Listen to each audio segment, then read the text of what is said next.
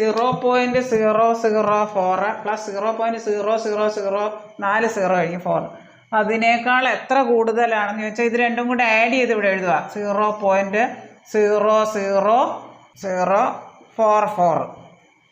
അതിൻ്റെ കൂടെ എക്സും കൂടെ കൂട്ടുന്നതെന്ന് പറഞ്ഞാൽ 2/5 എന്ന് പറഞ്ഞാൽ 0.4 വരും. അതായത് 0.4.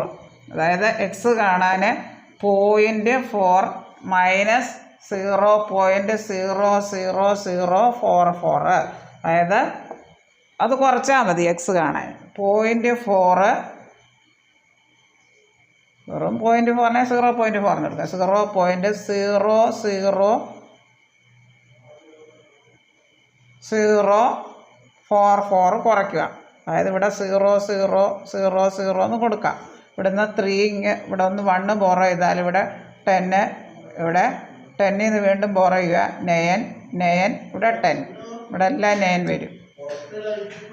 4 പോക 6, 9 4 പോക 5, 9 9 3 0.39956 കിട്ടും. ഓപ്ഷൻ ഡി ആണ് ഉത്തരം. അതായത് ഇത് രണ്ടും കൂടെ കൂട്ടുമ്പോൾ 0.00044 എക്സും കൂടെ കൂട്ടുമ്പോൾ ഇതിനെ ഹരിക്കുമ്പോൾ 0.4 കിട്ടും. 0.4 എന്ന് പറയാൻ 0.4. അപ്പോൾ എക്സ് കാണാൻ 0.4 അതിൽ നിന്ന് 0.00044 കുറയ്ക്കുക. ഇത് കുറയ്ക്കാൻ വേണ്ടി സൗകര്യത്തിന് ഇവിടെ നിന്ന് 000 ഇട്ട് കൊടുത്താൽ മതി.